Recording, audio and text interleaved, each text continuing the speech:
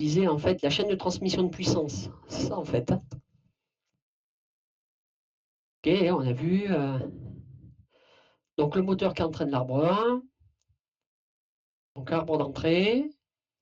On passe par un réducteur composé de 2 trains épicycloïdaux pour pouvoir entraîner un tambour, le tambour, sur lequel va s'enrouler le câble et sur lequel on va accrocher la charge. Donc on en est là. Voilà. Et puis le frein, on a vu le frein qui était ici en liaison avec l'arbre 1. Voilà. Et on s'est dit, on a dit que le frein avait été positionné sur l'arbre 1 parce qu'en fait le couple, si on regarde toute la chaîne de transmission de puissance, c'est l'endroit où le couple est le plus faible. Si on l'avait mis directement sur le tambour, ce qui pouvait être possible, donc en sortie du train épicycloïdal, on aurait eu à concevoir un frein qui aurait été beaucoup plus encombrant, avec beaucoup plus gros. Le couple à freiner ici est beaucoup plus important. Donc c'est ce qu'on va calculer. On va calculer le couple ici. Le couple de freinage ici, on va partir du couple de freinage qu'on a sur l'arbre 1 avec le frein tel qu'on l'a au niveau du dessin, et on va venir calculer quel devrait être le couple de freinage en sortie pour avoir quelque chose d'équivalent. C'est bon pour tout le monde? Et à partir du moment où on aura ce couple en sortie, on pourra calculer la charge ici, la charge maxi qu'on pourra soulever. Donc la charge maxi, on va la calculer avec le bras de levier le plus grand, puisque c'est là où on aura le couple maxi, enfin, voilà, on se met dans le bras de levier le plus grand. Et donc ici, on calculera donc le poids maximum qu'on pourra soulever. C'est bon pour tout le monde?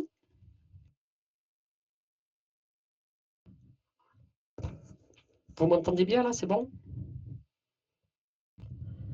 Parfait. On y va alors. On y va, on y va. Je vous avais demandé de reprendre le TD sur le calcul du rapport cinématique du réducteur. Vous l'avez?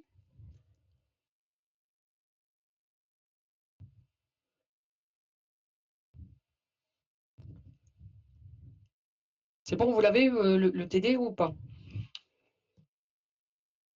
Parce que moi j'aurais plutôt tendance à ce moment-là à vous donner la solution. Je ne veux pas faire un TD de calcul de train épicycloïdaux. Donc certains, bon, Justine, tu ne l'as pas, d'autres doivent être dans le même cas, peut-être. Bon, c'est pas grave, hein, on va y arriver autrement. Alors attendez, bougez pas. Je dois avoir les résultats dans un coin. À moins que je l'ai calculé, faites voir ça.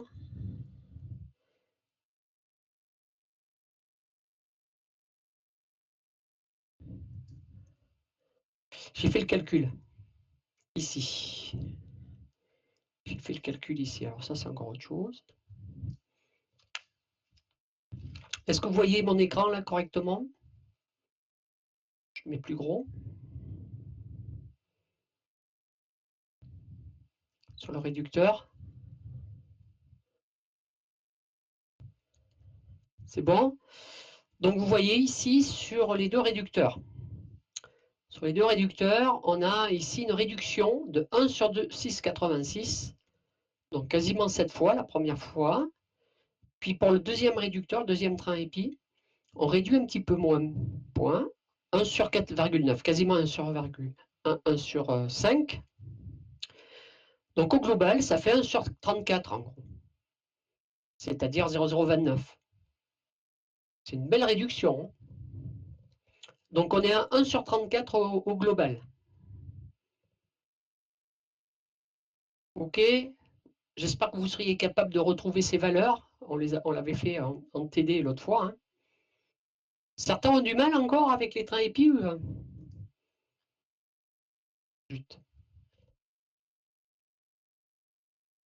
Voilà. C'est bon là? Bien. Donc si je reprends ici, voilà.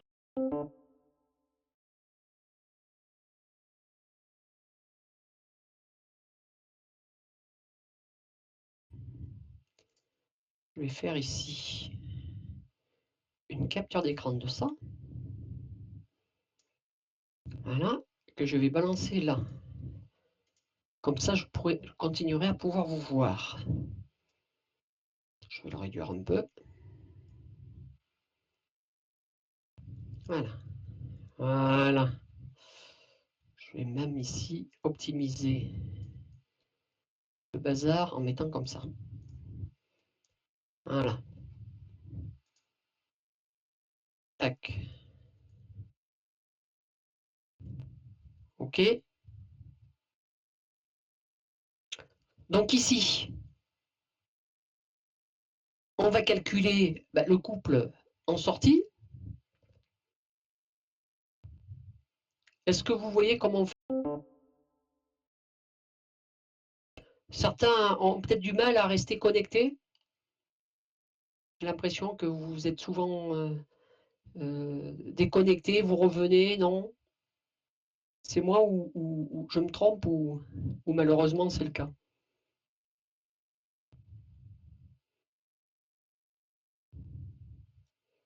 Ce matin, ça buguait pas, ça m'agace. Enfin, j'ai l'impression que ce matin, ça buguait pas en tout cas. Et là, on est quasiment à 2 heures, forcément.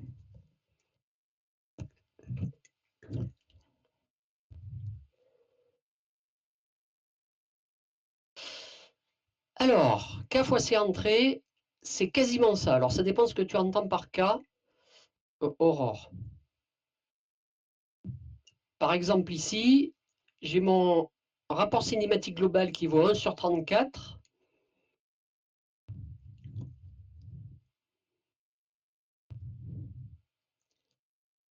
Alors, ça ne sera pas exactement K fois C entrée, ça sera C entrée sur K. Parce que comme K c'est 1 sur 34. Le couple, il est plus grand. Donc 1 sur 34, évidemment, ça fait un rapport cinématique inférieur à 1. Donc le couple à la sortie, c'est le couple à l'entrée divisé par K. Donc nous, ça sera le couple de frein qu'on a calculé, donc d'entrée. Je ne sais plus, là, de 56 Nm de mémoire. Je regarde. 56, c'est ça. Ça sera la valeur donc de 56 Nm divisé par 1 sur 34, c'est-à-dire 56 fois 34. D'accord?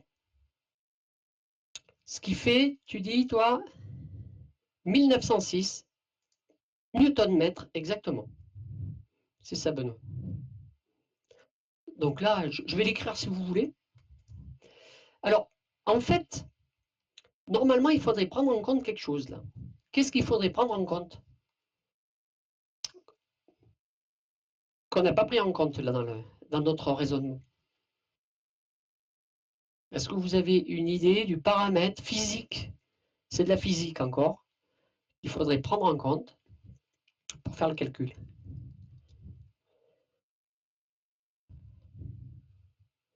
Personne ne voit? C'est le rendement. En fait, il y a le rendement qui rentre en jeu. Là, juste histoire de revoir, je vais vous le refaire là. Je vais vous le refaire ici.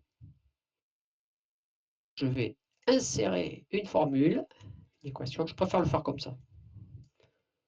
Là.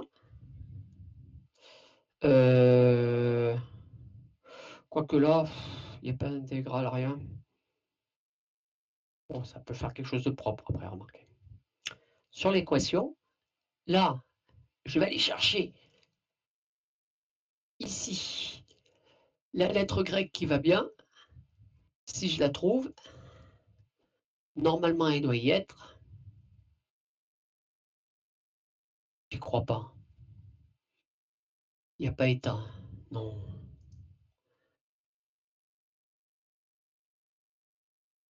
Alpha, bêta, gamma.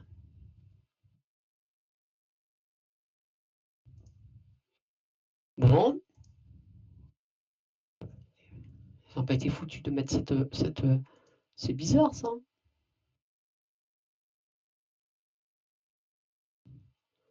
Voilà où je perds du temps. Bon, mais je crois que je vais passer sur la tablette, tant pis.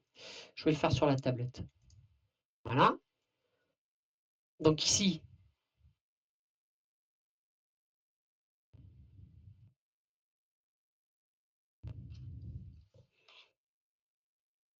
si je reprends,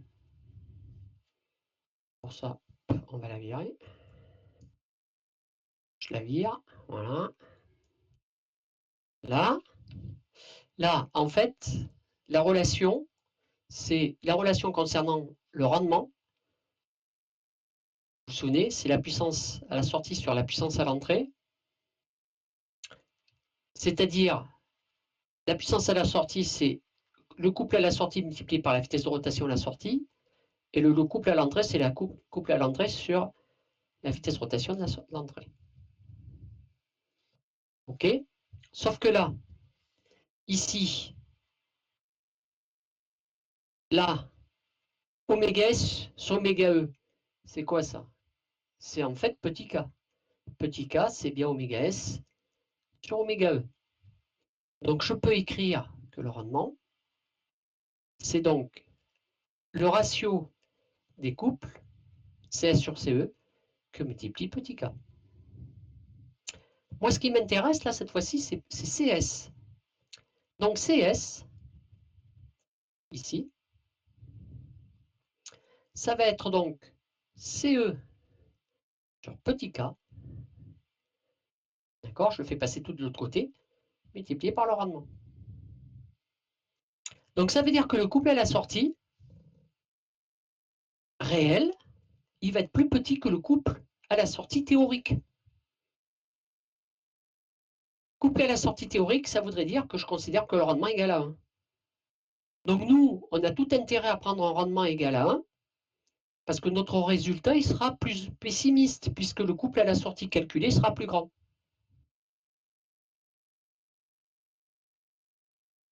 D'accord? Oui, j'ai vu. Il me semblait que quelqu'un écrivait, c'était peut-être Louise dont j'ai cru voir. Est-ce que c'est bon? Est-ce que vous avez des questions là-dessus? Donc dans notre cas,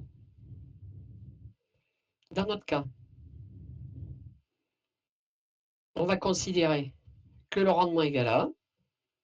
Donc on se retrouve avec CS qui vaut CE sur petit k. C'est-à-dire avec CE, on l'a calculé, c'est 56 Nm. Et puis petit k, c'est 1 sur, j'ai dit combien? 34, je crois. On va vérifier. 1 sur 34. 1 sur 34. Et c'est 1 sur k. Donc 1 sur k, c'est 34. Donc CS, c'est donc CE, c'est-à-dire 56 fois 34. D'accord? Voilà, je vais essayer de faire ça mieux, fois 34. C'est-à-dire ce qu'a trouvé Benoît 1900. Alors moi, je n'ai pas trouvé exactement ça, parce que c'est une histoire d'arrondi, je pense. Là, 1906.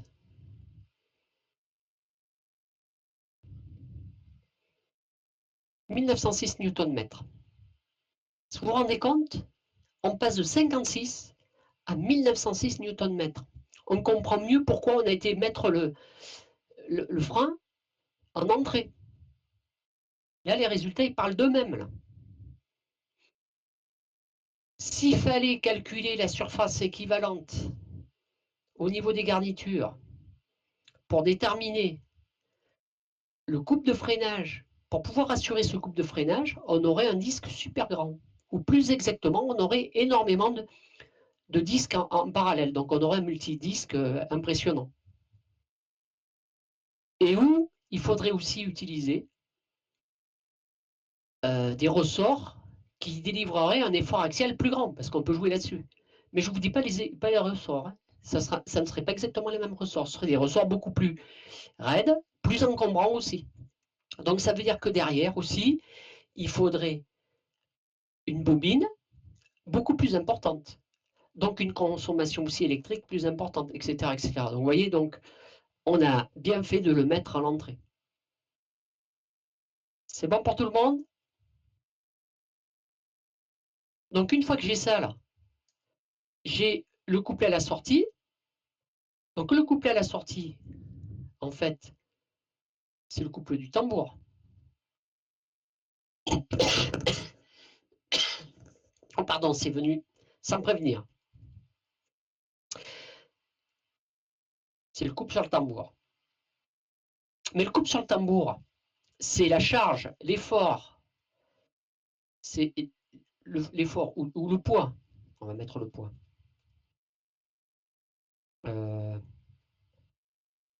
C'est le poids de la charge qui est levée.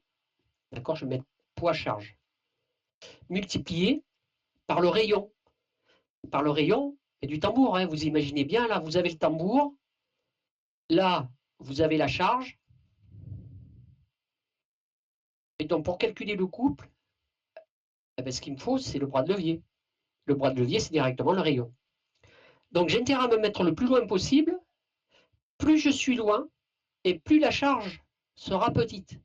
Et ça voudra dire que c'est cette charge-là qu'il ne faut pas dépasser. Donc, c'est pour ça que je vais utiliser le diamètre d'enroulement maxi. Diamètre d'enroulement maxi divisé par 2, puisque c'est le rayon qui m'intéresse. Donc, si vous faites le calcul, après, vous avez donc P charge qui vaut 2 fois le couple exercé sur le tambour sur le diamètre d'enroulement maxi. Combien vous trouvez? P charge. J'ai mis P charge. Je sais que je chouette un peu.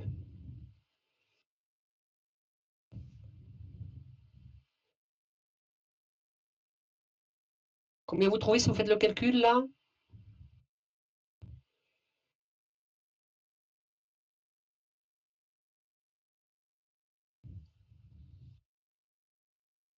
Ça doit être...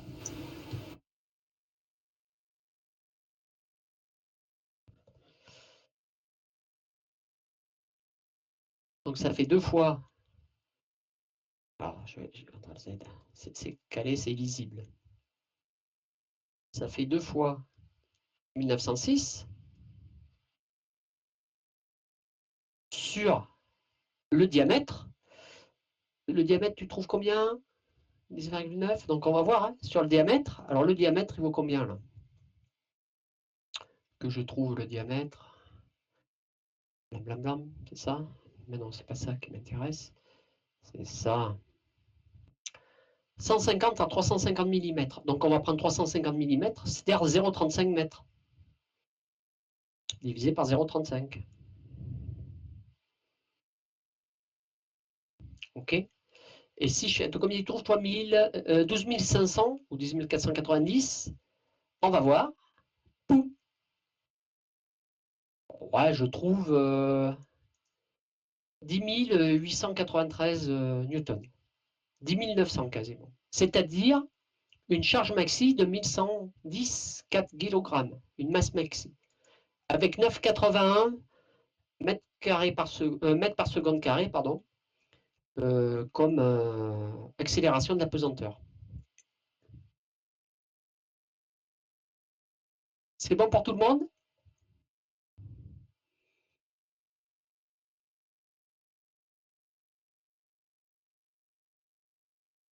Et donc là, on a répondu à une autre question. Ce qui me plaît dans cette question, c'est de voir, c'est bien de comprendre ça. Ça, je vais l'effacer. Bien comprendre ça, là. De bien voir, là, la chaîne de transmission de puissance, et vous avez tout ici. Alors là, pour les questions suivantes, on va vérifier les modules au niveau des deux trains épicycloïdaux. Sauf si vous avez des questions sur ce qu'on vient de faire.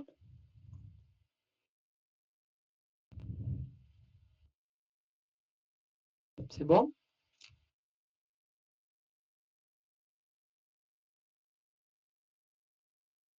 Alors, ici, sur les trains épicycloïdaux, je vais modifier un peu mon schéma.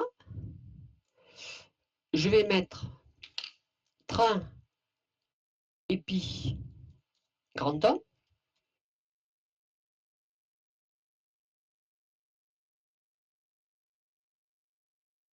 Et train épi grand 2.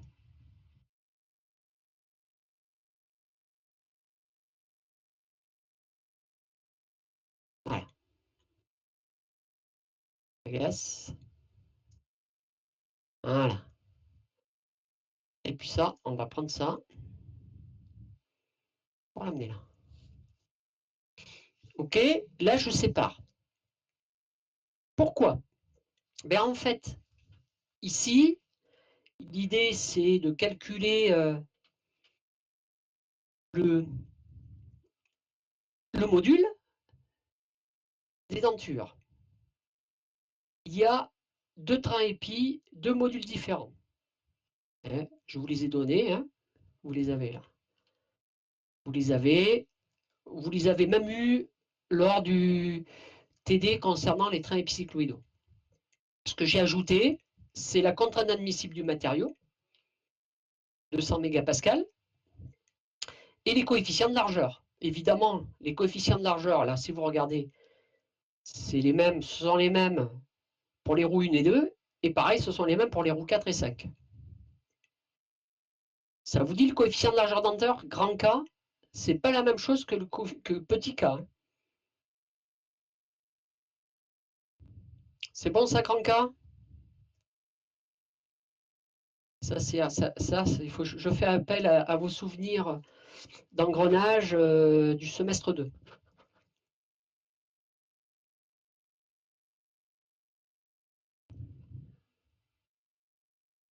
C'est bon? Bon. Vous savez, c'est grand K, on le retrouve dans la relation petit b, qui est la largeur de denture, égale à grand K, le coefficient de largeur, multiplié par le module, fois M. B égale K fois M. B égale grand K fois M. Et surtout pas petit K. Donc ici, on a besoin de...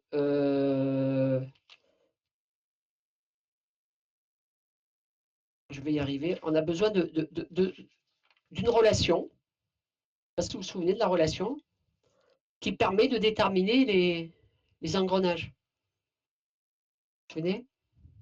Donc là, ici, pour la vérification d'engrenage, je monte un peu plus.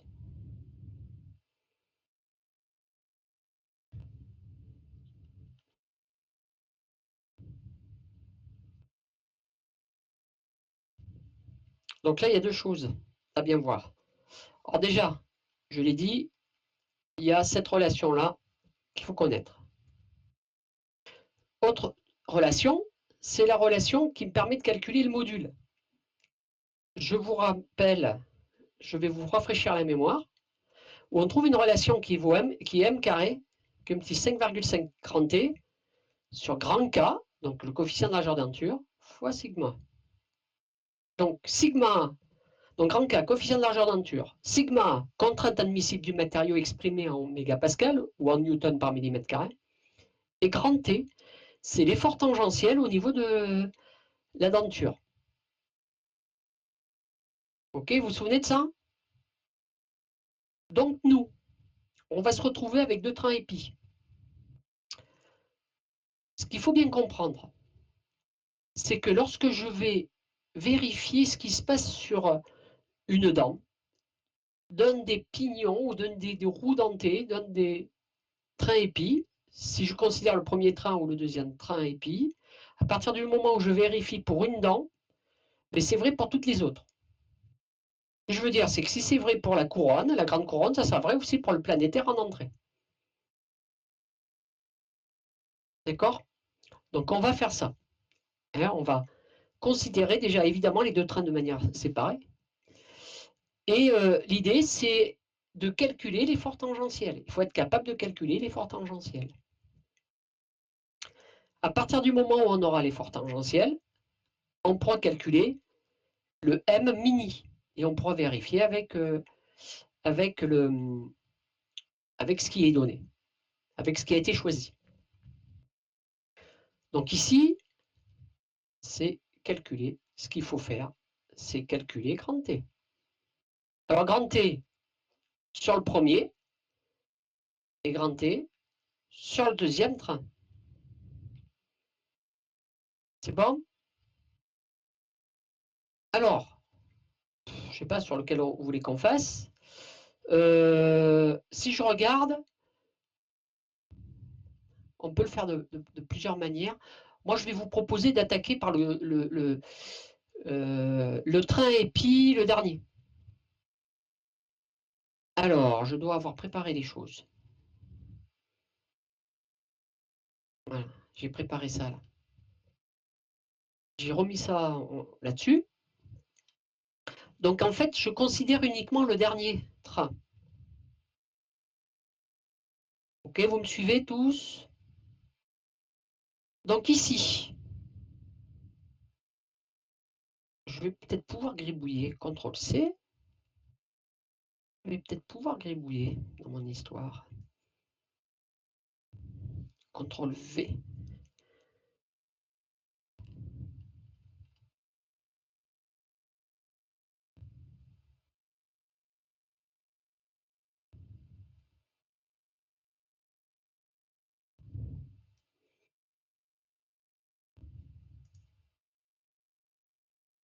Je veux le verrouiller. Voilà. Donc nous ici, ce qu'on connaît, alors je vais écrire là-dessus. N'hésitez pas à me dire, je vais mettre plus gros là. Voilà. Ici. Voilà. Donc nous ici, on connaît ici le couple en entrée. En sortie, pardon. Là, c'est le couple de sortie, ici. Couple de sortie ou couple tambour. D'accord? Donc je connais ça, on connaît ça. Si j'isole ici le porte-satellite,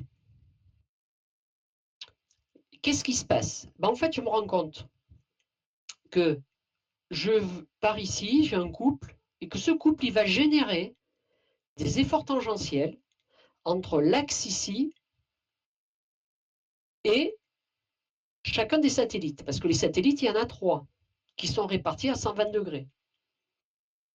Donc là, je vais avoir un axe comme ça, ou plus exactement 3 axes répartis à 120 degrés aussi. Et l'effort exercé par chaque satellite sur l'axe, ça va me donner ici un effort de 5 sur 6. C'est 6? Non, sur 9, zut. Tout le monde est d'accord? C'est l'effort de 5, c'est-à-dire le satellite sur 9. Les roulements, je considère que les roulements, c'est la même chose que 5. Vous me suivez? Cet effort-là, il est perpendiculaire au plan là, de représentation. Tout le monde le sent physiquement, ça? Et cet effort-là, il est directement associé au couple en sortie. Et en fait, ce qu'on a, c'est que le couple à la sortie, c'est égal à quoi? Alors, je laisse un peu de place là. C'est égal à l'effort de 5 sur 9, multiplié par quoi? Multiplié par le bras de levier. Le bras de levier, allez, on va mettre là, par exemple, là, ici. Là, ça va être, je vais mettre diamètre porte-satellite. C'est le diamètre sur lequel on va venir positionner l'axe du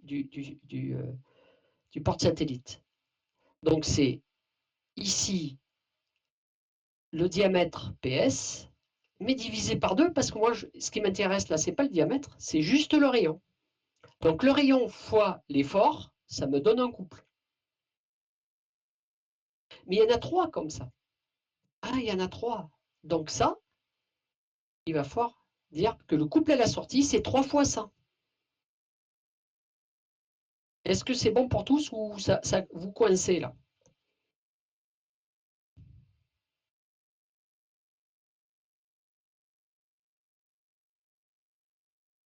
Je peux.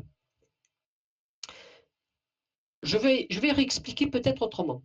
Quand je regarde sur le côté, je me retrouve avec l'arbre d'entrée et je vais me retrouver ici sur la même pièce, hein, je suis toujours sur la même pièce, avec des satellites.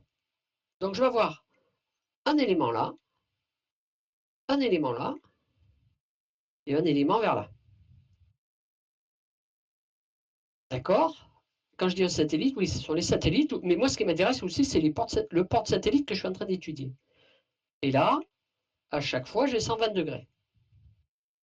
Donc ça là, par exemple, on peut dire que c'est ce qui est représenté là, mais ce qui est représenté là, je le retrouve à 2 autres endroits.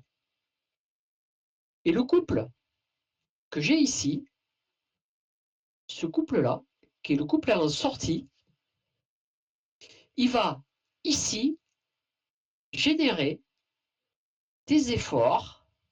Ici, cet effort-là, c'est l'action de 5 sur 9. Il est forcément perpendiculaire, l'effort, et cet effort F5 sur 9, multiplié par le rayon, ça me donne le couple. Alors quasiment parce qu'il faut faire x3 parce qu'il y a 3 éléments. D'où le x3. Et le bras de levier, pour calculer le couple, c'est cette distance-là. Cette distance-là, c'est bien le diamètre du porte-satellite divisé par 2. Sachant que le diamètre du porte-satellite, vous voyez, je l'ai reporté là. Est-ce que c'est mieux là?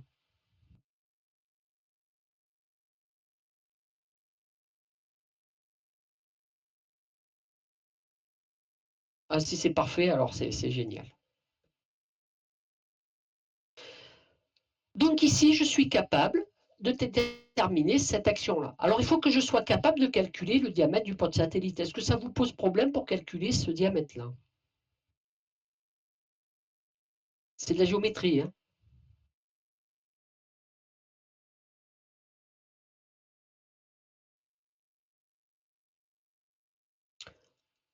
Si je regarde bien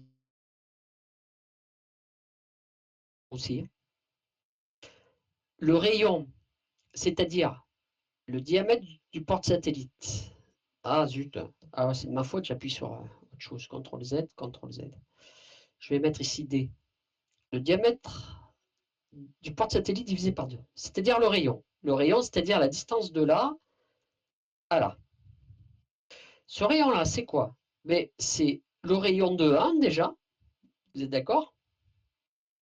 C'est donc le rayon de 1. Non, c'est pas 1 là, pardon. C'est lequel là, celui-là?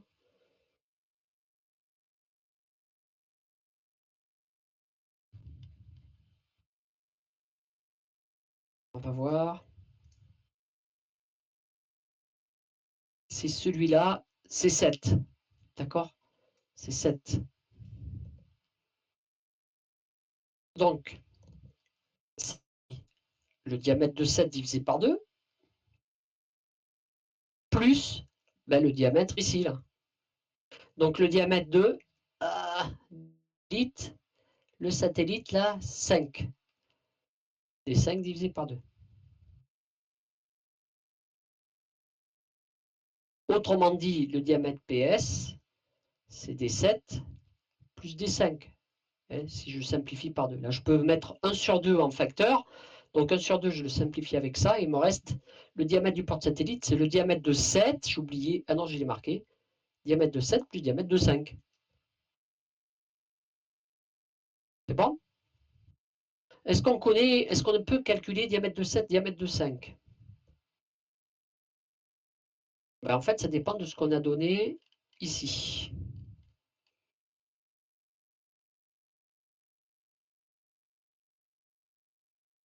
Ici, là. Voilà, je vais faire comme tout à l'heure. J'ai pas envie de faire des allers-retours. Je récupère. M'intéresse. Ouais, attends, j'y suis, je prends tout.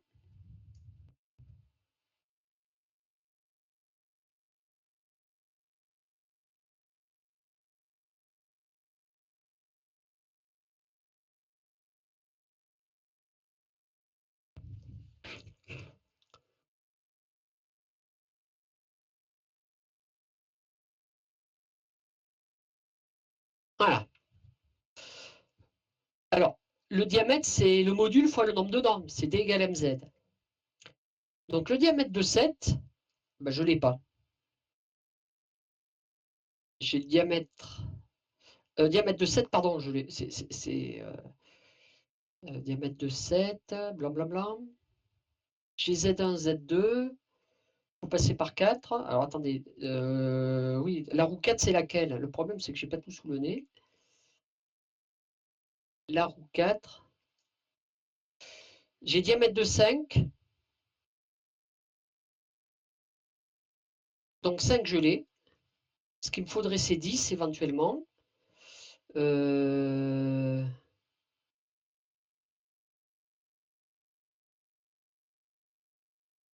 C'est pas 7, je me suis trompé. 7, c'est la sortie ici. Moi, ce que je voulais, c'est ça, là. C'est pas 7, l'indice. Tu as raison, Aurore. C'est même pas il faut passer par 4. C'est que 7 n'est pas 7, mais c'est 4, en fait. Ah là là là là. C'est un peu la misère, quand même, à distance sur l'écran, là.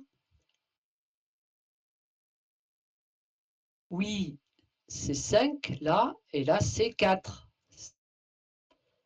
Moi, ce qui m'intéresse, c'est le pignon, là. Le pignon, il est 4. C'est 4. C'est bon, je ne vous ai pas embrouillé? Donc, je vais corriger, hein, tout de suite. Je vais corriger tout de suite, là. Ah oui, c'est avec ça qu'il faut que je corrige. Donc là, c'est 4. Et là aussi.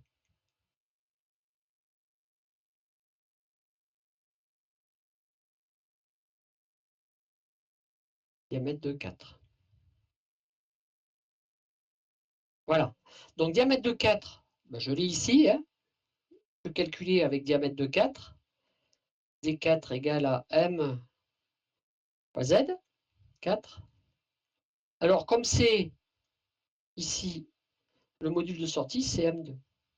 Là, normalement, j'aurais dû mettre grand M2. Grand M2. Et là, grand M1. Grand M1. Parce que là, c'est relatif au premier train. Et là, c'est relatif au deuxième train.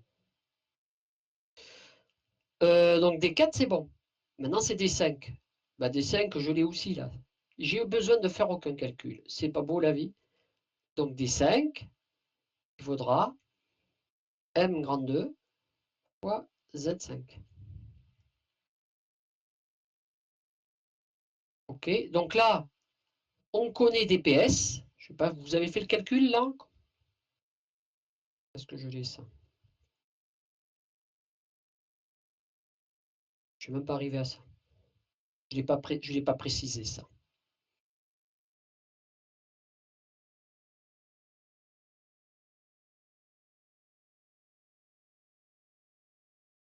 OK. Tout le monde est d'accord? 171 mm.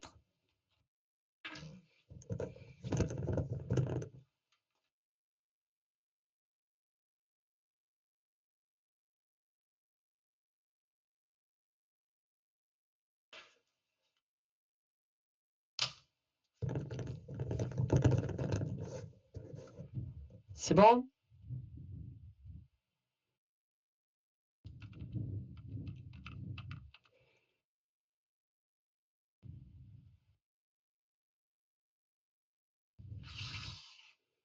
Ben si, regarde. Là, si on regarde, ça fait diamètre PS qui vaut D4. D4. D4, c'est M2 fois Z4. En fait, ça va me faire M2 fois Z4. Si je prends là, ça va faire M2 fois Z4 plus M2 fois Z5.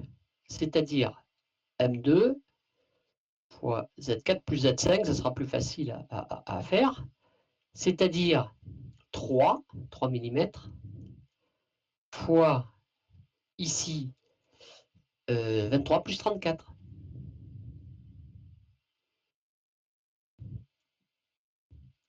OK?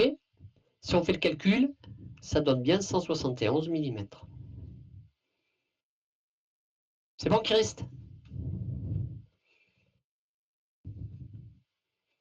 Voilà. Donc, on a ça. Donc, si j'ai ça, ben maintenant, je vais pouvoir calculer l'effort tangentiel. Je vais pouvoir calculer l'effort tangentiel. Ah non, je vais pouvoir calculer, pardon, l'effort ici. Donc, F de 5 sur 9. F de 5 sur 9, c'est 2 fois le couple sur le diamètre, ici PS, et divisé par 3 parce que j'ai 3 éléments ici qui existent. Ok, alors attendez, bougez pas, je vais tricher un petit peu. Je vais mettre ça. Allez. Voilà. Ça, je me le mets sur le écran. Ça m'évitera de me casser la tête. Oh là là là là là là là là. Je passe d'une application à une autre et chaque application a sa manière de fonctionner sur les déplacements et tout. Donc ici, à partir de là, je peux calculer F de 5 sur 9, F de 5 sur 9, et F de 5 sur 9, c'est donc 2 fois le couple à la sortie sur le diamètre PS qu'on a calculé avant, du porte-satellite, et comme il y en a 3, je divise par 3. D'accord? Ça fait 2 tiers.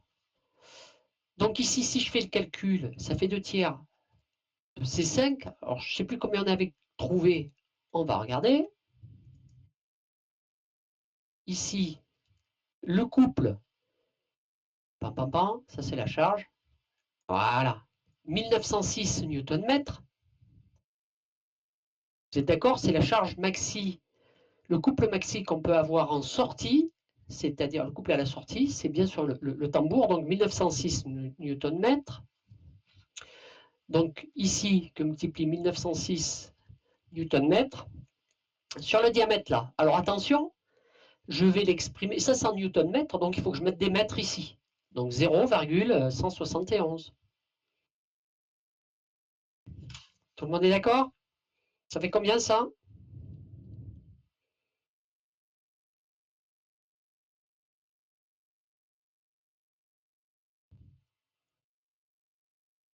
Ça doit faire pas mal à mon avis. Je divise par 0,02, ça doit bien me piquer. Je voudrais pas être à la place des roulements. Oh non, à mon avis, ça fait plus, non? Ah, mais je multiplie. C'est moi qui. Tu as raison. Tu as raison. J'ai oublié de multiplier par 2 tiers. Et donc, Aurore a tout à fait raison. C'est moi qui divaguais. Donc 7430. Allez, 7430. Voilà, j'arrondis. 7430 newtons. Entre parenthèses, hein, il faudrait faire x3. Si je fais x3, si jamais qu'un, ça fait 22 300 quasiment newtons dans la tête. On comprend aussi l'intérêt des trains épicycloïdaux pour ça. Bon, donc j'ai cet effort-là. Donc cet effort-là, c'est là que j'ai besoin de ça. Là. Cet effort-là, il est là-dessus. C'est aussi l'effort. Alors, donc là, c'est la valeur. Là, j'ai fait le calcul de F de 5 sur 9, le porte-satellite. Mais imaginez maintenant que j'isole le satellite. Donc tout à l'heure, j'avais isolé le porte-satellite. Là, j'isole le satellite. Et donc là, moi, ce qui m'intéressait plus F5 sur 9, c'est F9 sur 5. Mais F9 sur 5, c'est exactement la même valeur, 7430 newtons. Vous me suivez? Et si je regarde sur le côté, donc là, si j'isole Alors, je vais faire comme ça. On isole le satellite. Le satellite. Alors, c'est lequel satellite? C'est le satellite 5. Forcément, c'est 5. C'est 5. Donc, on isole 5. Qu'est-ce qui se passe? Donc, quand j'isole le satellite 5, si je regarde de côté, j'ai mon satellite, qui n'est pas très beau, qui est un peu mieux. Là-dessus, il va y avoir un effort exercé au milieu du satellite. C'est le F, j'ai oublié, mémoire de poisson rouge, F5 sur 9, donc c'est F9 sur 5 cette fois-ci, c'est le porte-satellite, c'est l'effort du porte-satellite sur le satellite. Et j'ai deux contacts ici et ici, deux contacts avec d'autres dents. Eh bien oui, puisque là, j'ai un engrainement au niveau là, j'ai un engrainement ici entre le satellite, la couronne, l'héliobâtie, et j'ai un engrainement entre le satellite et ici le pignon du planétaire, qui est aussi monté, enfin qui correspond aussi à la sortie du premier train épicycloïdal. Donc j'ai deux efforts ici. Vous me suivez? Alors là, première chose, si je fais l'analyse de ces efforts, étant donné que j'ai cet effort-là comme ça, j'ai cet effort-là comme ça, les deux autres efforts qu'on a ici, là et là, ils sont forcément parallèles. Ils ne peuvent pas être autrement, parce que la somme de ces deux efforts doit donner quelque chose comme ça. Alors, non, je disais des bêtises, ils ne sont pas forcément parallèles. Mais moi, ce qui m'intéresse, pardon, ce sont les efforts tangentiels. Moi, ce qui m'intéresse, ce sont les efforts tangentiels, hein, parce que vous avez des efforts normaux aussi, comme ça, mais il y en a dans un sens. D'ailleurs, je l'ai mis dans le mauvais sens, CTRL Z. Je n'ai pas suivi les cours du père Cario l'an dernier, excusez-moi. J'ai un effort qui est comme ça c'est l'effort radial, exercé sur au niveau de la denture, et j'ai un effort radial comme ça. Les deux sont opposés. Ok, ça va toujours amener. Et puis, je vais avoir un effort tangentiel. Et l'effort tangentiel, en fait, ces deux efforts sont forcément dirigés dans le même sens comme ça. La somme des deux va me donner celui-ci. Et si vous regardez bien, si vous calculez les moments par rapport à ce point-là, le moment de l'effort F9 sur 5, il est nul, puisque ça passe par là. Donc il faut que les deux moments de ces deux efforts-là se compensent. Donc ils sont forcément dans le même sens, parce que le moment de ça par rapport à ça, ça va me donner un moment qui a tendance à entraîner en rotation le système dans ce sens-là. Et cet effort-là, il a tendance à faire tourner le système dans le sens opposé. Donc ça s'annule. OK? Et ça, c'est cet effort-là. En plus, ils sont égaux, parce que sinon, je n'aurais pas l'équilibre des moments, puisque le bras de levier est le même, parce qu'à chaque fois, c'est le rayon. C'est le rayon du satellite. Donc forcément, ces deux efforts sont les mêmes. Donc ça, c'était, on va dire, de 10 sur 5, donc de la couronne 10. Là, c'était, j'ai oublié. Oh non, non, non. Cette application pour ça, elle est nulle.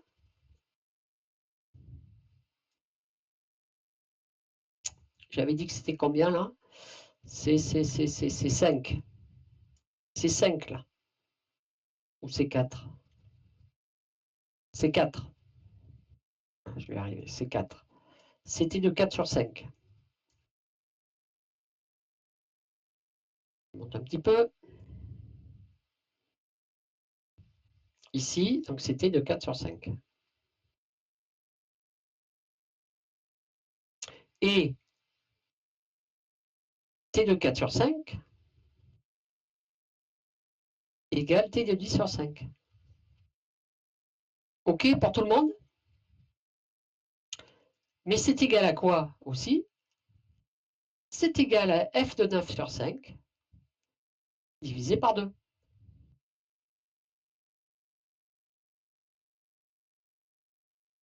Donc ça me donne 7432, 7430, 7430 divisé par 2, ça fait 3715, allez.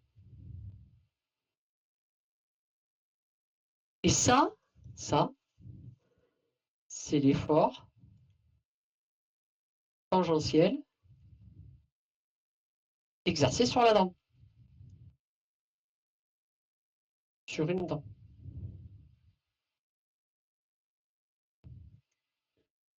Et c'est bon. J'ai mon truc. Tout le monde est d'accord là-dessus, là? Donc si je reviens à m carré supérieur à 5,5t sur grand K sigma, je reprends ici mes valeurs. Oh là là, encore une fois, je me suis fait encore faire avoir. Là, je suis pas sur le lecteur PDF.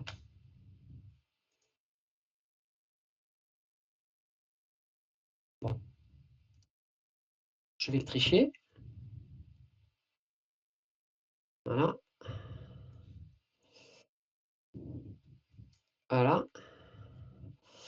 Je me suis refait avoir. Je suis pas sur PDF. Donc ici, le T, on l'a calculé juste avant, c'est 3715. Donc, pour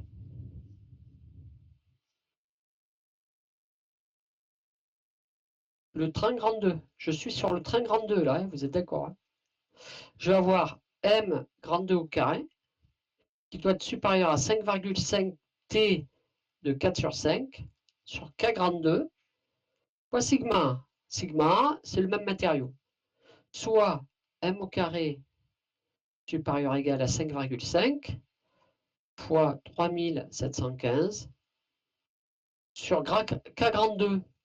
Donc là, on est à 13,3 fois le sigma 1, 200 mégapascal. Si vous faites le calcul, alors attendez que je vous remette. Si vous faites le calcul, vous trouvez combien pour M?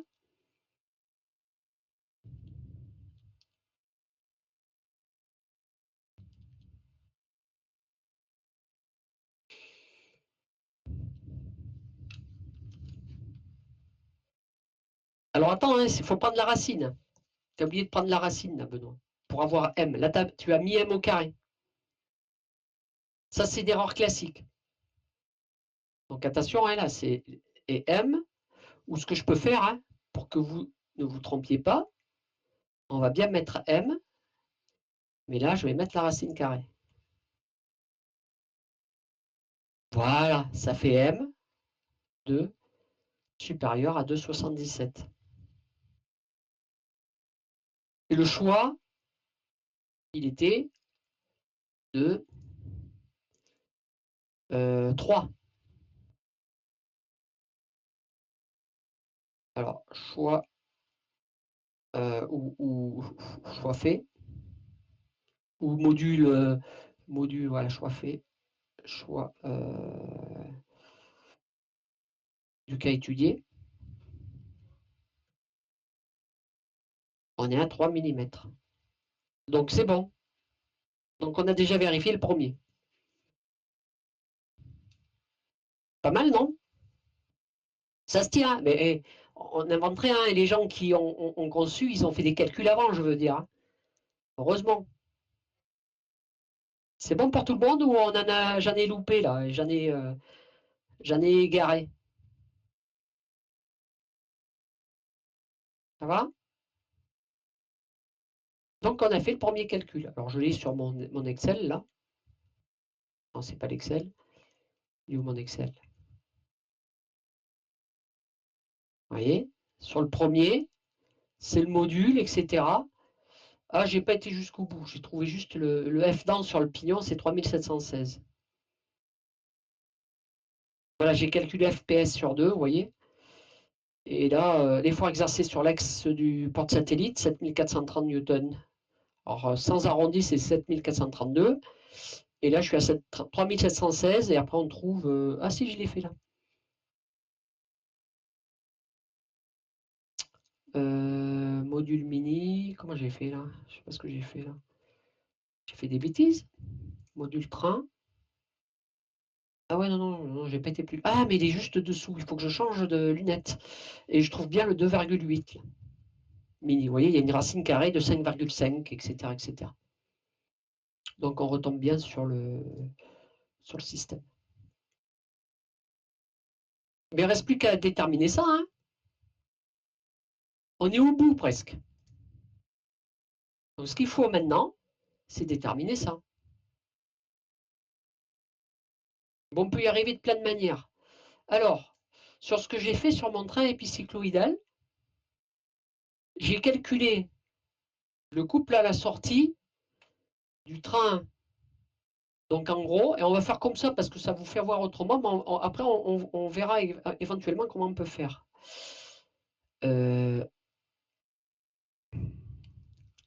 Ici, j'ai été calculer le couple à ce niveau-là. Parce qu'en fait, pour mes calculs sur Excel, je suis parti du couple à la sortie. J'ai déterminé donc le module du train Epicyclo L2 pour me mettre dans la même situation et pour ne pas avoir à recalculer ou redéfinir des relations dans Excel, des formules différentes. Je vais me mettre en sortie du train épicycloïdal 1. Je vais y arriver. Sinon, il y avait une autre solution. Laquelle? Est-ce que vous voyez une autre solution pour vérifier mes calculs, pour vérifier le module du train épicycloïdal 1? Ce n'est pas forcément la plus facile là que je vais choisir. Il y en a une autre. Est-ce que vous voyez?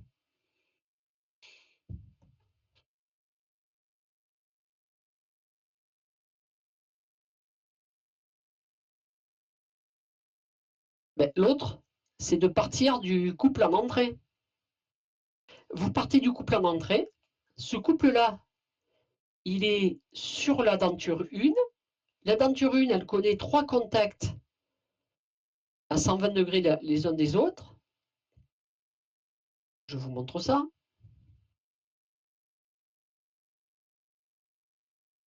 Je vais le remettre dans le bon sens. Là, oh, pourquoi il me fait ça là? Ici, je connais le couple en entrée là. Là, je vais avoir 3 satellites en contact avec ça. Donc c'est beaucoup plus facile. Alors que nous, on est parti tout à l'heure du couple qu'on connaissait là pour déterminer en passant par le porte-satellite et le satellite. Entre parenthèses, on pouvait faire même plus facile. C'est-à-dire qu'on aurait pu partir du couple en entrée, calculer l'effort tangentiel, etc. Puis après, on pourrait le faire là, remarquez. Hein. Je pars du couple ici, je calcule le couple intermédiaire. De toute façon, c'est ce qu'on va faire là. On est toujours obligé de calculer un couple intermédiaire.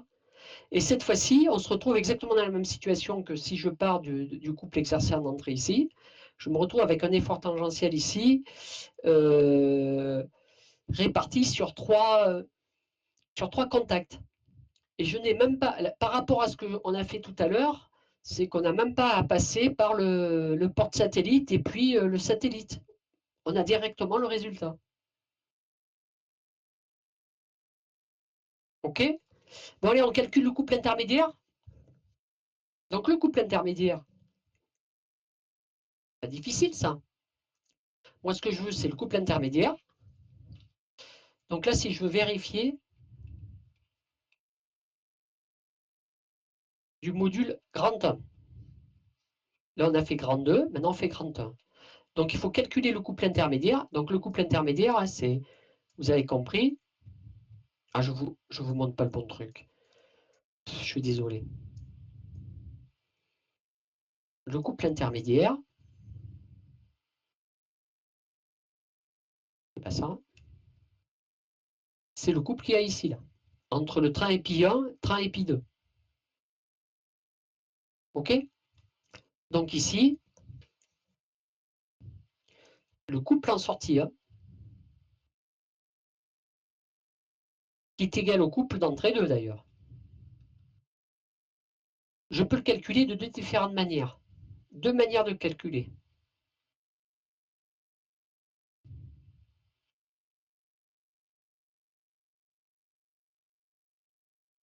On va faire la première. Je pars du couple d'entrée. Et en partant du couple d'entrée, le couple, la sortie, on l'avait vu tout à l'heure, c'est quoi? C'est ici le couple d'entrée, grand 1, exercé sur l'arbre 1, divisé par petit k, et fois le rendement. Le rendement du train épicycloïdal 1. Donc ça, on va le négliger. Donc on va se retrouver avec le couple d'entrée sur K. Mais sur K, une grande 1. Le rapport cinématique du premier. Donc le rapport cinématique du premier train épi, je les ai ici, là. Vous voyez, avant de calculer le couple global, j'avais calculé K grand 1 sur 6,9. 1 sur 6,9. Donc ça fait, alors c'est 1 sur 6,9, donc au global, ça fait 6,9 multiplié par le couple en entrée. Il est où mon couple en entrée, là? C'est le couple de freinage, hein, 56 newtons.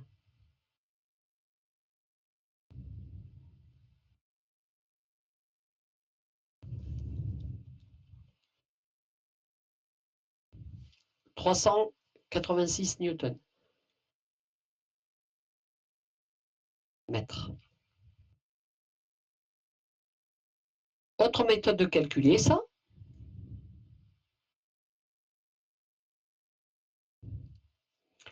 c'est que on perd par le couple à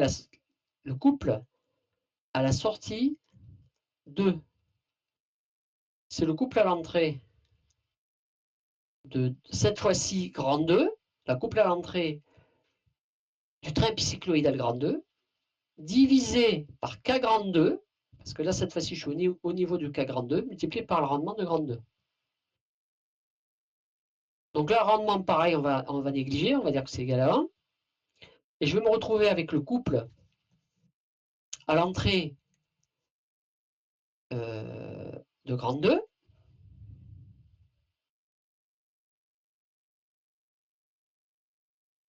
qui vaut K2, c'est sorti, égal. Alors, K2, je l'ai là, c'est 1 sur 4, ouais, 1 sur 5, on va dire. C'est 1 sur 5. Donc, K2, c'est 1 sur 5. Couplé à la sortie, le couple à la sortie, je l'ai calculé, c'est 1906, charge maxi, 1906, divisé par 5, et on doit trouver la même chose. Bon, à quelque chose près, je trouve 380. Allez, je triche. Je trouve la même chose.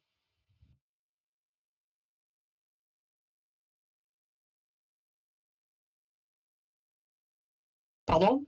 C'est quoi CSA? Je comprends pas. Le couple à la sortie grand 1? Ici, là?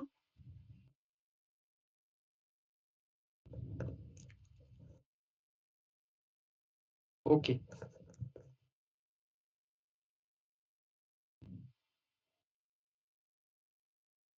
C'est bon? Et on a calculé de cette manière-là le couple, on retombe sur la même chose heureusement. Alors là, j'ai fait des erreurs d'arrondi parce que j'arrondis beaucoup, hein, c'est pas exactement 6,9 ou voilà, donc évidemment, c'est pas exactement cette relation-là. Mais si on ne fait pas d'arrondi, avec Excel, on trouve exactement la même chose. Ben, heureusement. OK. Donc ici, on a le couple à la sortie 1 ou la couple à l'entrée 2 qui vaut 386 Nm. Alors, soit on refait exactement les mêmes calculs qu'on a fait là. Remarquez, c'est ce qu'il faut faire. Il faut refaire exactement les mêmes calculs. C'est-à-dire que là, on va calculer l'effort exercé sur le porte-satellite, sur l'arbre du porte-satellite.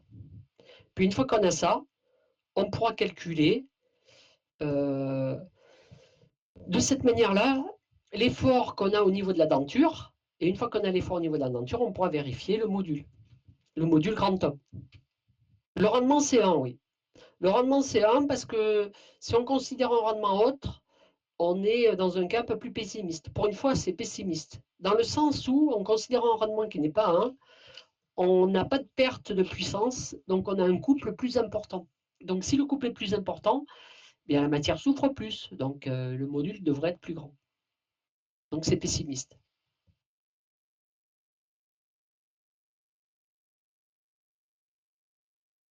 On le fait. Alors je vais voir avec les. Je vais mettre ça là-bas pour avoir les indices. Allez. Voilà, pour avoir les indices.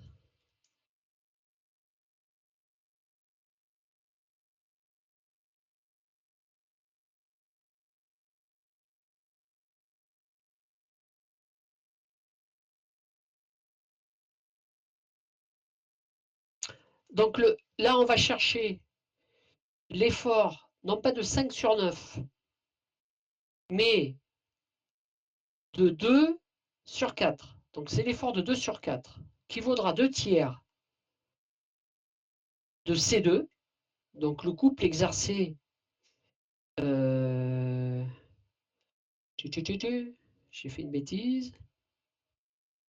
Non, c'est pas de C2, de CS, c'est-à-dire le couple qu'on a calculé là, le couple à la sortie, divisé par le diamètre du porte-satellite. Et le diamètre du porte-satellite, pareil, il faut calculer le diamètre du porte-satellite.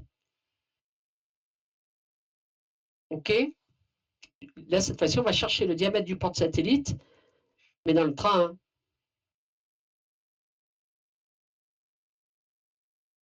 C'est bon? On refait la même chose. Hein. Donc, idem précédemment.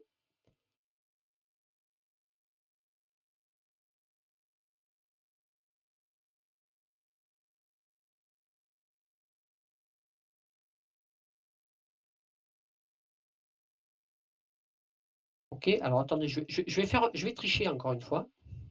Ne m'en voulez pas. Hein. Ça va me permettre d'aller plus vite. Faites voir que je regarde un peu comment je vous l'avais présenté. Ah oui, je vous l'avais donné directement. Là. 3 fois 5. Voilà.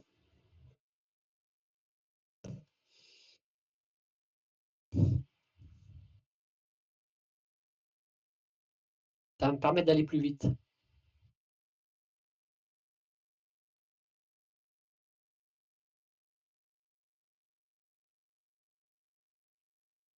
Donc là, il faut juste changer donc idem précédemment, il faut juste changer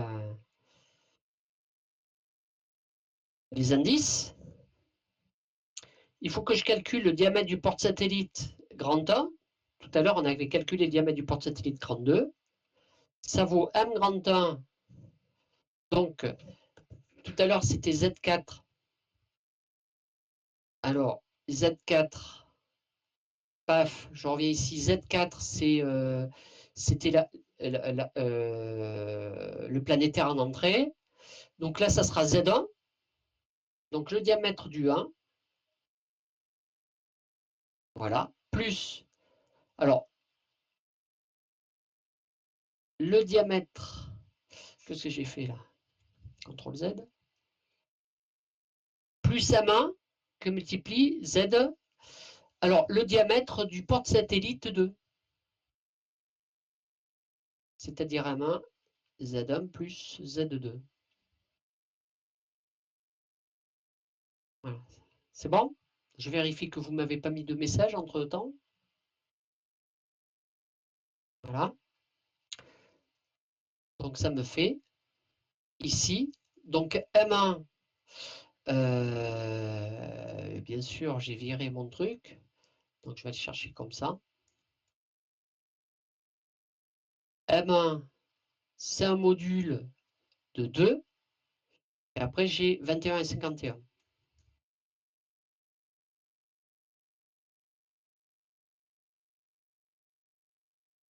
2 fois 21 plus 51.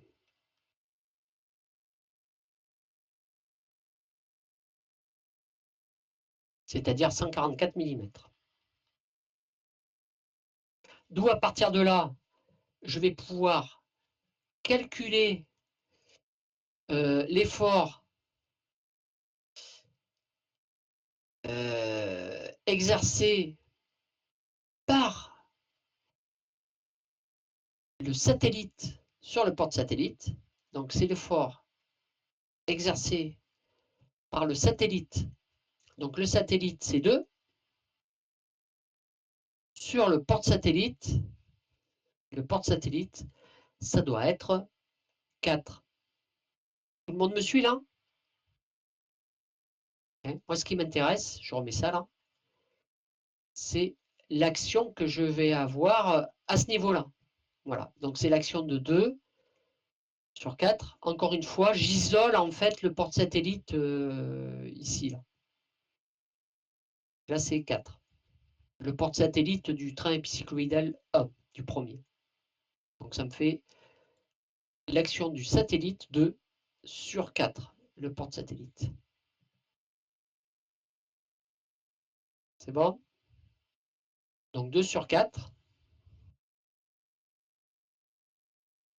Et si on regarde ce qu'on avait fait comme tout à l'heure, c'est le 2 tiers, 2 parce qu'à un moment donné, c'est une histoire de rayon, tiers parce qu'il y a 3 éléments, c'est 5, c'est-à-dire le couple exercé sur 2, je pense. Non, c'est pas C5, c'est C, CTRL Z. C'est pas C5, c'est C en sortie. Le couple en sortie, ben c'est le couple en sortie de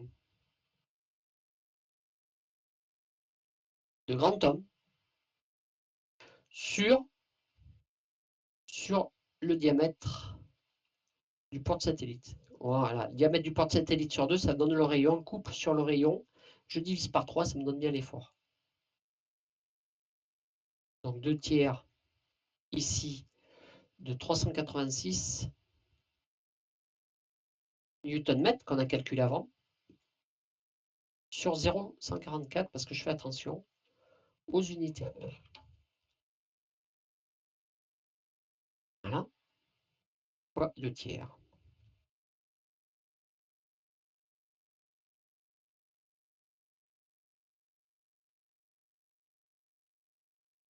J'ai fait une bêtise, je recommence. Vous me dites si vous trouvez, hein. Je calcule en même temps, mais...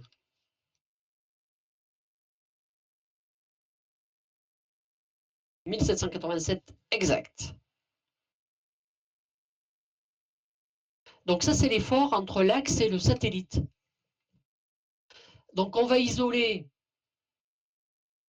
un satellite, j'isole le satellite, et je vais trouver que l'effort exercé sur les dents, comme avant, idem précédemment,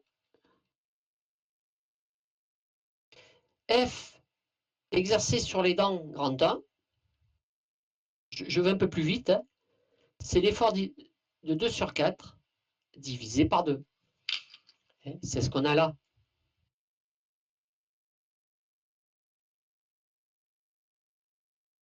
Vous voyez, c'est ça là. L'effort tangentiel exercé sur une dent, c'est bien l'effort qu'on a au centre divisé par 2. Donc c'est 1787 divisé par 2, c'est-à-dire 893.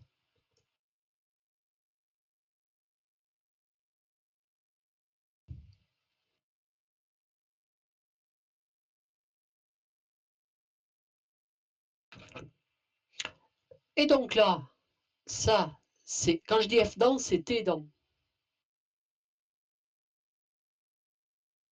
C'est l'effort tangentiel.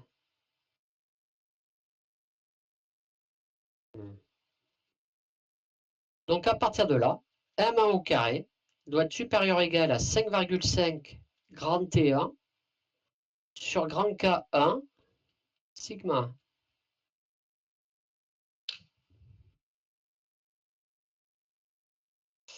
1.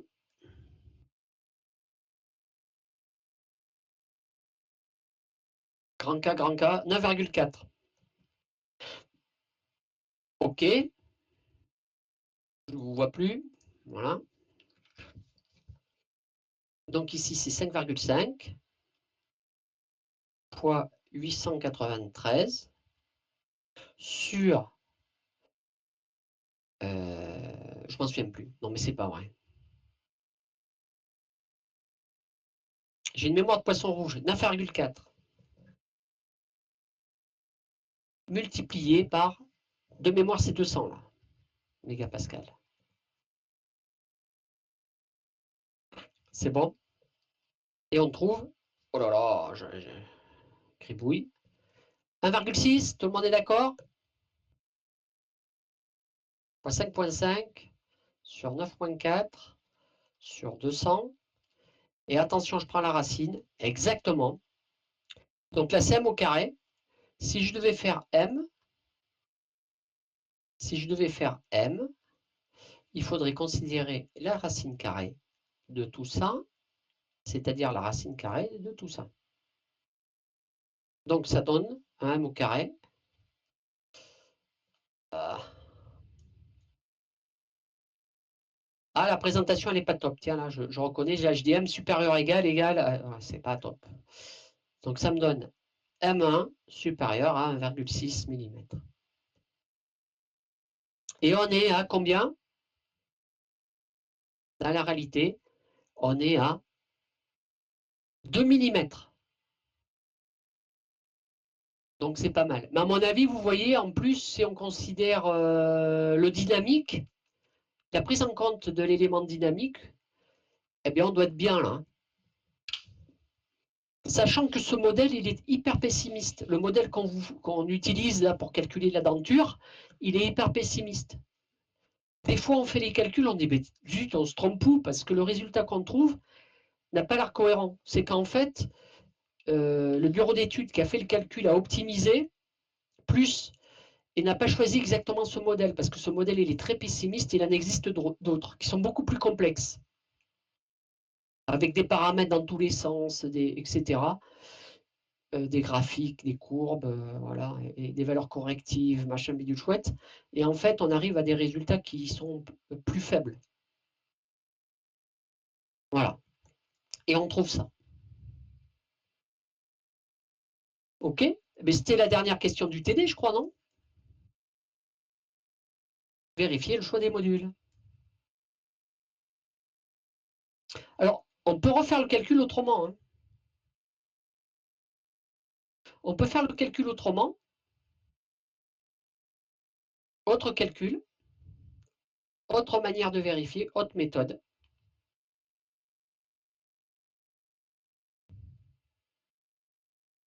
Elle est presque plus simple. Il va dire, mais alors lui, il nous agace. Ben, en fait, si vous partez de l'arbre d'entrée, vous avez un couple d'arbres d'entrée.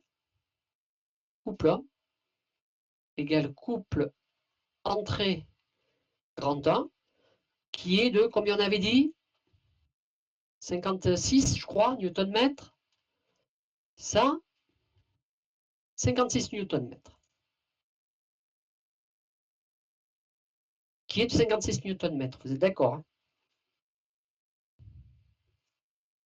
Mais en fait, ce couple-là, il est exercé sur quoi? Il est exercé sur ça. Regardez bien. il exerçait ici. Et en fait, l'arbre 1, il est en contact avec 3 satellites. Et mais là, en fait, j'ai directement la denture. Donc, si je suis capable de calculer l'effort tangentiel là, ben, j'ai fini. Ben, en fait, il est même plus facile à calculer comme ça. Parce que si vous regardez, vous multipliez 56, vous avez 56, vous divisez par le rayon ou par le diamètre fois 2, et vous multipliez par 2 après, et vous dites que c'est réparti 3 fois, et vous avez fini. Donc c'est plus facile. Et on va vérifier, normalement, on a trouvé la même chose. Donc ici, si je fais mon petit calcul, j'ai l'effort tangentiel exercé sur la dent grand 1, qui vaut quoi? Qui vaut le couple à l'entrée, qui est exercé sur la roue, sur la roue 1, en fait, sur l'arbre 1, divisé par le rayon, donc c'est 2 fois le couple d'entrée, divisé par le rayon de 1, donc c'est 2C1 sur D1, voilà, 2 sur D1, ça me donne le rayon, là. Et comme j'en ai 3, je divise encore par 3. On fait le calcul? Donc 2 tiers, le 3 je vais le ramener là, de 56 sur MZ1, donc 2, alors attention à ça, c'est 2 10 moins 3 fois Z1. 2 10 moins 3 parce que moi j'ai le couple en newton-mètre, donc le module il faut le mettre en mètres. Un module c'est exprimé en millimètres, donc c'est 2 mm soit 2 10 moins 3. Et le nombre de dents de la roue 1, c'est combien? C'est 21. C'est 21.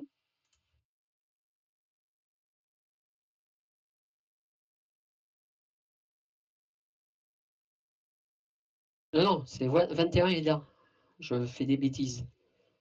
Voilà. Voilà. Je fais le calcul.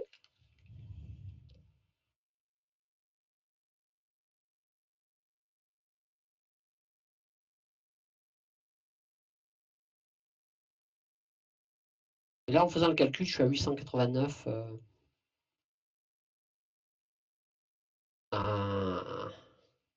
Voilà. Newton. Combien on avait calculé en haut? Ouais, vous voyez, hein, 893, on les a, hein, c'est bon. Hein. On retrouve la même chose. Et une fois qu'on a ça, ben, on applique la relation de la même manière et c'est bon. Donc c'est plus facile comme ça.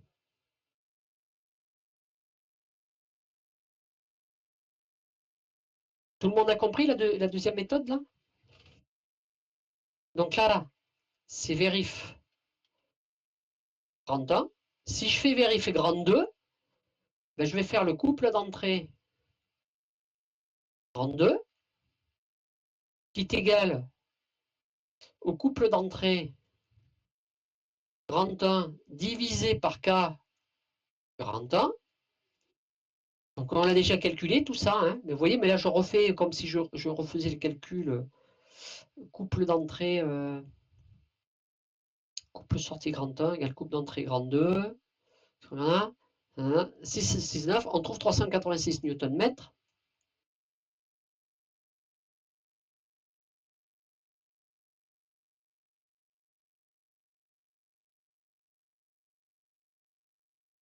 Voilà. Une fois que j'ai ça, mais comme tout à l'heure, je vais raisonner un poil différemment. Je vais considérer les choses de manière différente, un petit peu. Hein. Le couple que j'ai ici, il va me permettre de générer, ou il est généré par des efforts tangentiels au niveau du contact de chacune des entre ici des roues dentées ici. Donc c'est-à-dire le planétaire grand 2 du train épicycloïdal grand 2, c'est-à-dire la roue 4 et le satellite 5. Bah, donc ici, donc là après, je vais dire, tiens, je vais mettre ça là parce que ça va me permettre de voir. Voilà. Bam, bam, bam. Bam, bam, bam. Ici. L'effort tangentiel que j'ai sur grande 2, c'est le couple que j'ai en entrée de grande 2.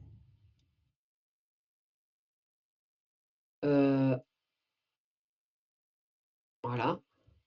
Divisé par D4. Et je divise par 3 parce que j'ai 3 contacts. C'est la même chose. Donc 2 tiers de 386 sur, alors, D4. D4, c'est MZ4.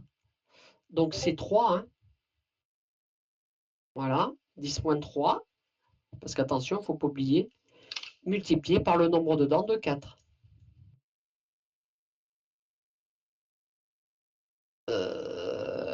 23 dents. Donc 23 dents.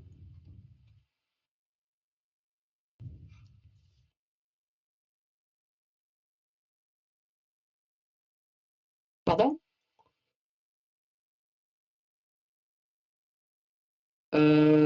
À quel niveau tu parles, Julie? Tu parles d'ici, là? Attends, je vais changer de couleur. Tu parles de cette partie-là? Pour C entre 2.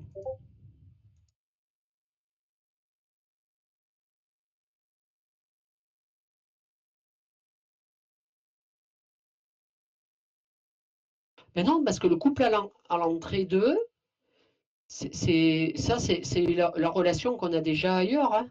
Attends, je vais te la retrouver là. Voilà, c'est la même relation que ça. Bon, regarde.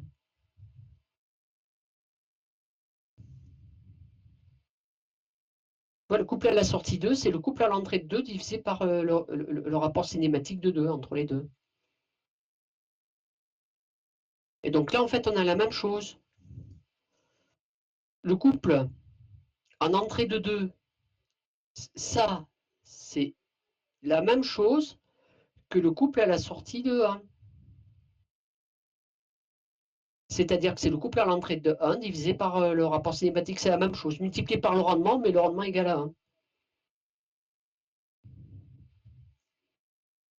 OK?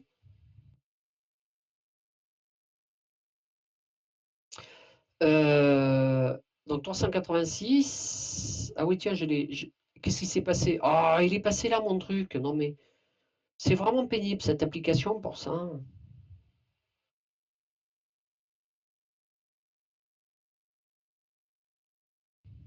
Voilà.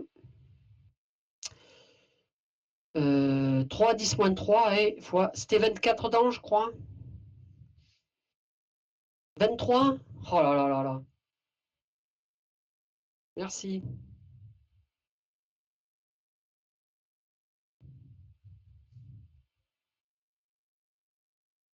23 dents. Et c'est bien un module de 3. OK. Donc ici, ça, si je fais le calcul,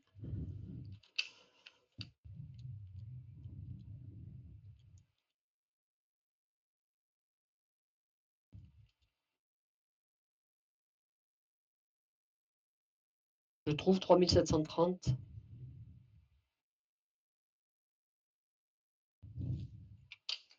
newtons. Combien on avait avant?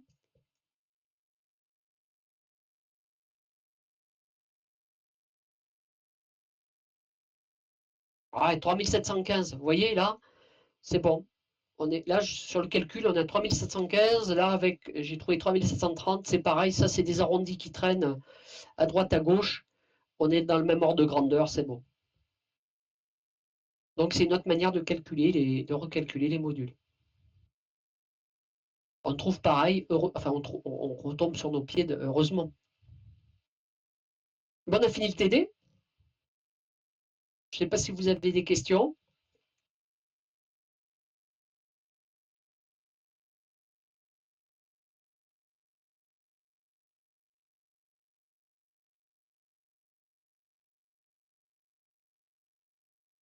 Si c'est bon, tout est bon. Tu ne penses pas à moi? en disant tout est bon. Tu connais la maxime, là, enfin le dicton qu'on dit dans la campagne, là, sur tout est bon. Je plaisante, hein. Tu connais la maxime, là, de tout est bon? Voilà, tout est bon dans le cochon.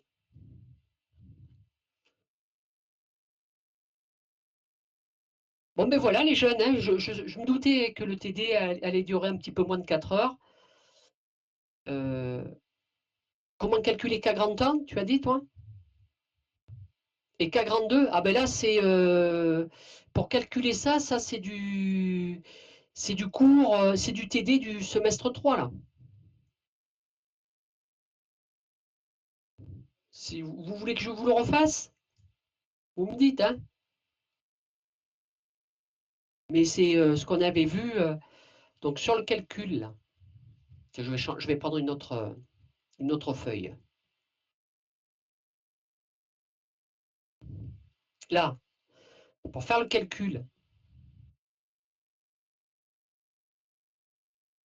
Ouh là là, la faute. Ouh là là, la faute. Ça fait mal aux yeux. Calcul de K grand 1 et K grand 2. Comment je fais? Ben, en fait, la première étape, c'est détermination de la relation cinématique générale dans le train épicycloïdal. Et petit b, ben, c'est le calcul de petit k. Donc ici, nous, on a un train épicycloïdal qui a cette tête-là.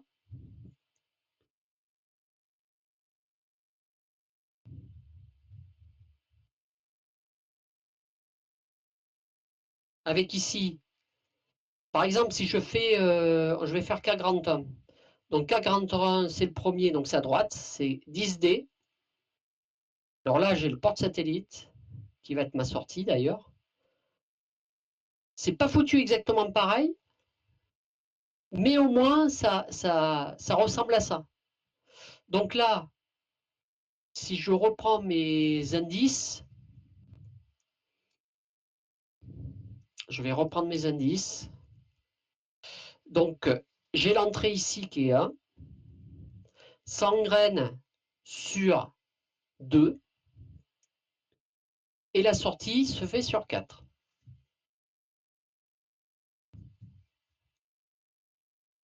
Et après, je jouerai avec les indices entre K grand 1 et K grand 2. Donc, pour le calcul de la relation cinématique générale, la relation cinématique générale, il y a plusieurs choses. C'est tous les aimants, aucun élément n'est lié au bâti.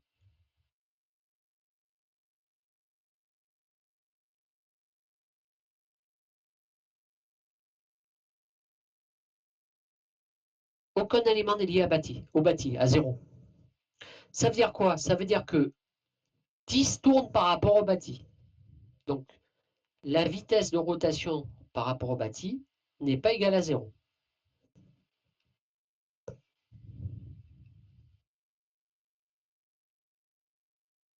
OK? Alors après, je vais regarder ce qui se passe dans les engrainements. J'ai 2 engrainements. Ici, si je regarde bien, j'ai 2 engrainements.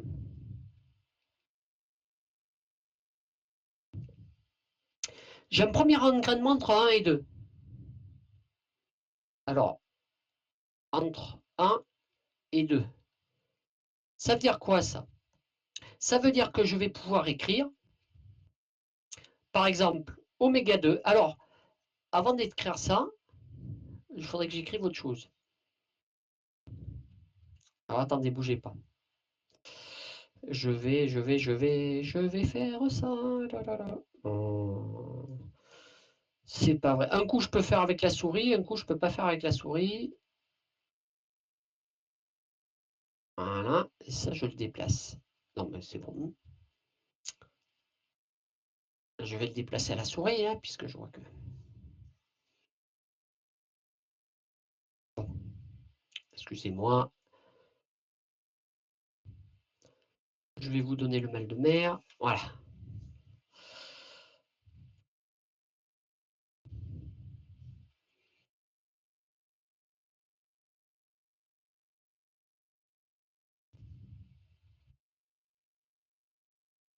Voilà. Hop.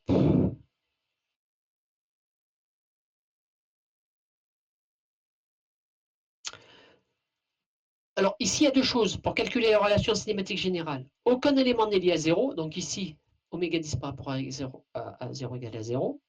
Et de plus, j'ai oublié de dire ça tout à l'heure, on lie le référentiel, le repère, aux portes satellites. Ici, c'est 4.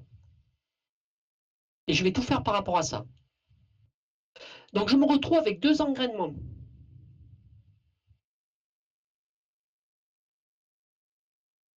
D'abord, j'ai un engrainement entre 1 et 2. Donc là, ça, je vais dire par exemple que oméga 2, alors par rapport à 4, puisque je considère, je relie le repère aux portes satellites, sur oméga 1 par rapport à 4, puisque l'engrainement a lieu entre 1 et 2, donc je mets 1 et 2 là. J'ai un contact extérieur, donc je vais avoir un signe moins. Et ça me fait Z1 sur Z2.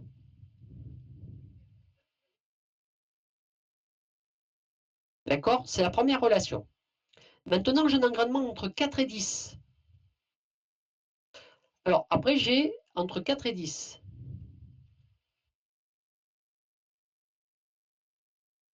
Même 10D. Ben, je vais écrire entre... c'est 4? Non, c'est pas 4. C'est 2 et 10D.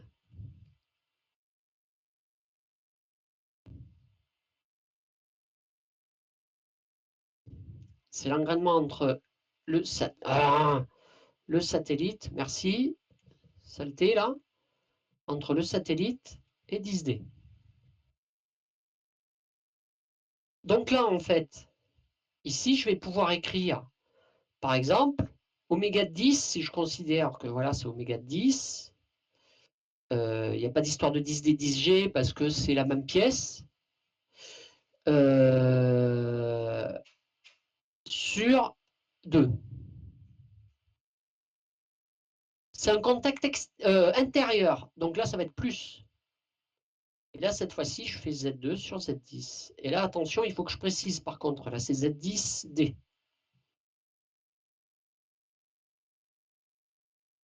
Je considère ces deux relations.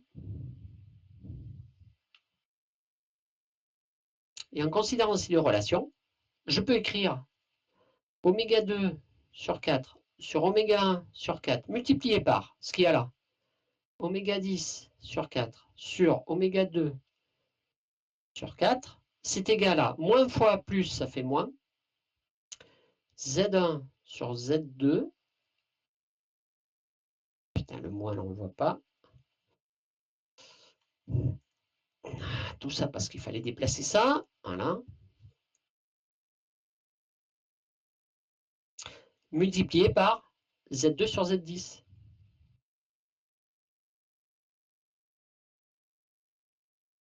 Là, pouf, pouf, je simplifie ici. Là, pouf, pouf, je simplifie ici. Il me reste oméga 10 sur 4 sur oméga 1 sur 4 qui est égal à moins Z1 sur Z10T.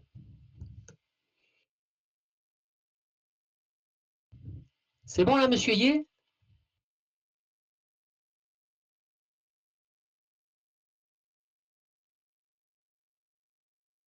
D'accord? Là, il faut... Alors, je continue, hein, parce que ce n'est pas tout à fait fini. Cette relation, je vais l'écrire autrement. Je vais dire que c'est oméga 10 par rapport à 0, moins oméga 4 par rapport à 0, ou autrement dit, oméga 10 par rapport à 0 plus oméga 0 par rapport à 4, ça fait donc moins oméga 4 par rapport à 0. C'est la loi des compositions de vecteurs vitesse. On vous a peut-être dit loi de Chasles, mais en fait, le nom, c'est ça. Et là, c'est moins oméga, pareil, par rapport à 0, égal à moins Z1 sur Z10D. Et ça là,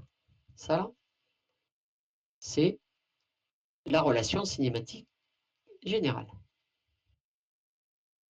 On a fait la première étape. Deuxième étape, donc là c'est petit b, petit a. Donc là maintenant petit b, calcul de K grand 1. Petit b, calcul de K 41. Sachant que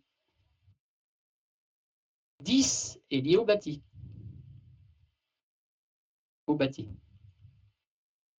Donc, oméga de 10 par rapport à 0 égale à 0. Je reprends la relation là-haut, je reprends la relation en haut, et quand je reprends la relation en haut, il me reste moins oméga 4 par rapport à 0 sur oméga 1 par rapport à 0 moins oméga 4 par rapport à 0 égale à moins Z1 sur Z10D. Vous voyez, j'ai mis oméga 10 par rapport à 0 égale à 0, j'ai fait que ça. Alors là, j'ai moins et moins, donc là, je vais pouvoir faire du plus. Ça va faire du plus ici et du plus là. Et une fois que j'ai ça, bah après, c'est des maths, mais des maths de bas niveau, hein. Donc, il ne faut pas se tromper. Alors, personnellement, là, je préfère écrire une ligne supplémentaire. Écrire là, ça sous cette forme-là.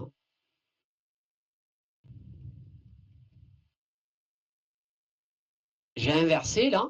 Pourquoi je me suis mis à inverser? Parce que là, je vais écrire. Et là, j'ai le droit de l'écrire, sinon je n'avais pas le droit de l'écrire. C'est égal oméga 1 sur oméga 4 sur 1 oméga 1. Donc, ça fait ça. Soit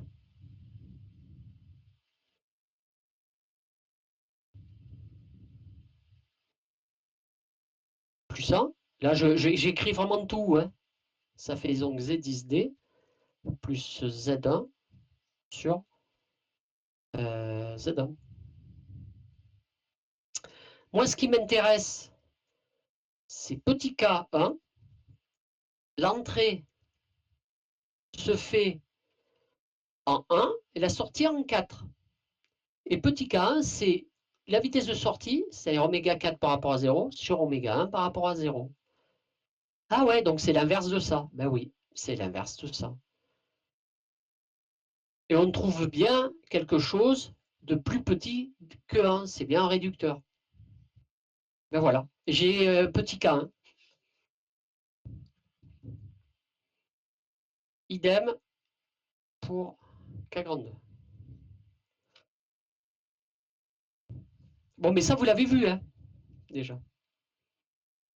Voilà.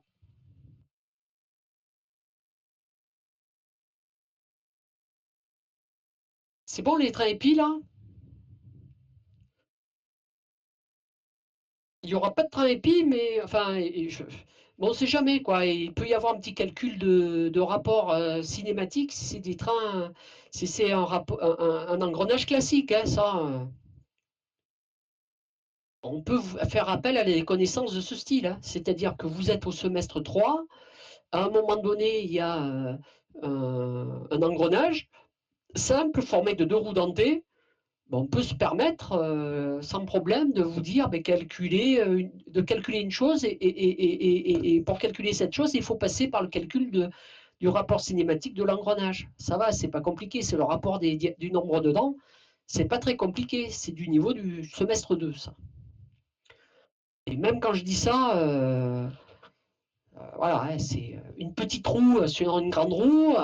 Vous regardez la petite roue, c'est la roue à l'entrée, la grande roue, c'est la roue à la sortie. Vous voyez que vous diminuez la vitesse, c'est un réducteur de vitesse. Donc si la roue d'entrée c'est 1, si la roue d'entrée c'est 2, ben, le rapport cinématique c'est Z1 sur Z2. Voilà, c'est fini. Et si vous avez deux trains, deux réducteurs à la queue leu ou deux engrenages à la queue leu, le rapport cinématique global, c'est le produit des rapports cinématiques et pas la somme.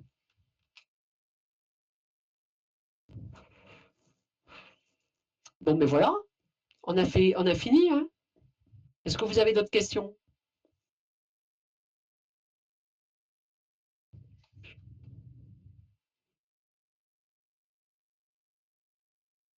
Qu'est-ce que tu veux que je monte? Ça là? C'est monté? Tu veux que je le monte? Je te taquine. Mais ça, et ça, hein, tu l'as dans le TD, vous l'avez dans le TD hein, du semestre 3.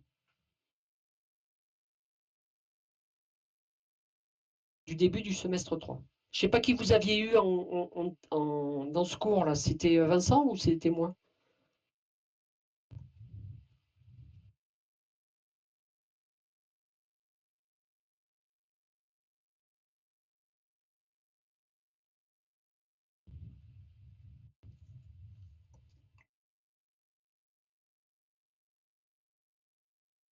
D'accord. Ben là, vous avez Monsieur Pierre.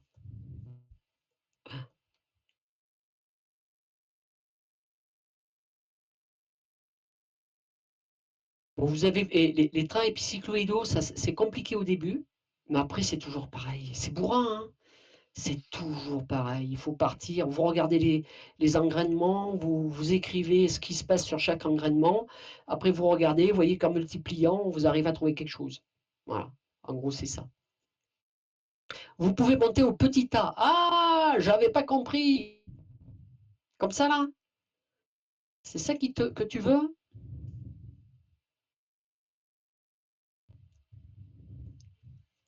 C'est ça? Allez. Mais ça coûte plus cher, hein? Mais mon petit gars, là, ça va te coûter plus cher, ça.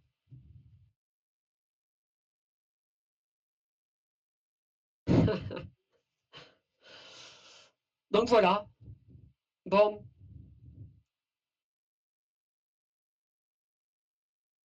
c'est bon alors?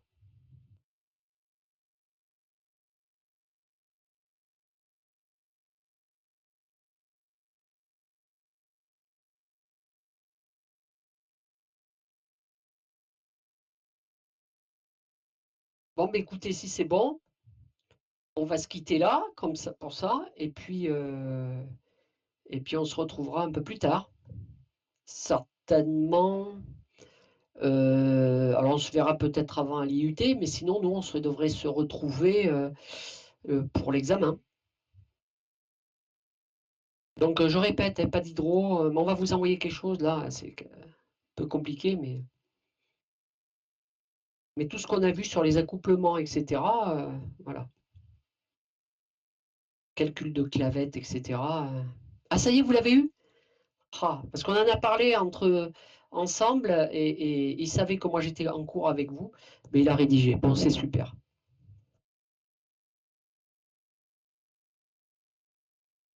C'est super s'il a rédigé ça, c'est bon. Bon, mais écoutez, je vous souhaite bon courage pour la suite. Bonne fin de journée. Je ne sais pas si vous avez cours maintenant. Et puis, voilà, hein. Protégez-vous bien. Ayez plus de chance que moi. Merci, vous aussi les jeunes.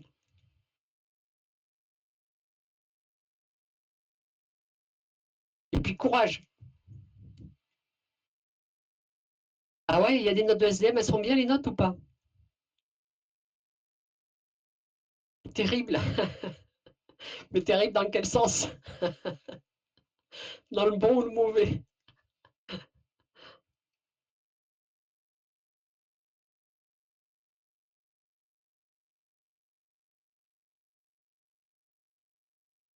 Pas dans le bon. Ah. Bon, Arthur, accroche-toi et t'inquiète. Il n'y a pas que la SDM et puis bon, voilà, voilà, il faut relativiser.